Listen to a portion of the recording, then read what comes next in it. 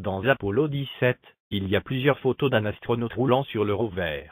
Parmi elles, celle-ci, AS 17147, 22524, et celle-ci, AS 17147, 22526. Entre ces deux photos, le rover a tourné. La position du reflet du Soleil sur la visière sphérique des astronautes dépend de la direction de la lumière du Soleil. Si ce point est important, c'est parce que, entre les deux photos, le rover a tourné, et donc la visière de l'astronaute a aussi tourné relativement à la lumière du Soleil.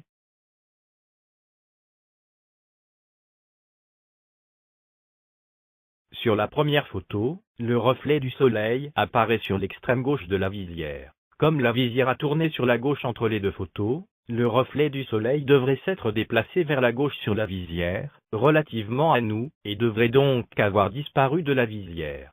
Comme il était déjà à l'extrême gauche sur la visière de la première photo, le fait de se déplacer vers la gauche devrait le faire quitter la visière.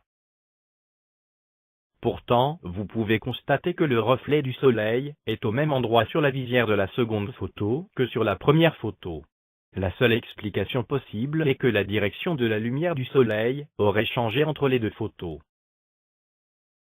Vous pouvez aussi remarquer que la direction de l'ombre du rover a changé entre les deux photos. Sur la seconde photo, elle a tourné dans le sens inverse des aiguilles d'une montre relativement à la première photo. Sur cette animation sur laquelle les deux photos sont alternées, le changement de direction de l'ombre du rover est bien visible. Ce changement de direction de l'ombre du rover prouve également un changement de direction de la lumière du Soleil.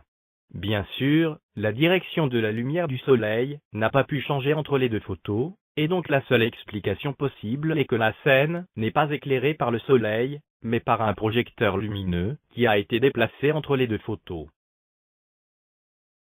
Bien sûr, ce n'est pas seulement dans Apollo 17 que la scène est éclairée par un projecteur mobile, mais aussi bien dans toutes les autres missions.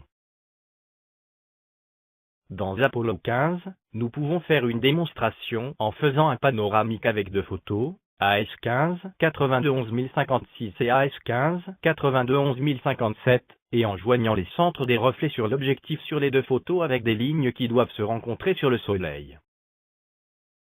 Mais vous pouvez constater que ces deux lignes se croisent bien trop haut pour que le Soleil ait pu causer ces reflets sur l'objectif. La seule explication possible est que ces reflets sur l'objectif ne peuvent pas avoir été causés par le Soleil, mais par un projecteur lumineux qui a été déplacé entre les deux photos.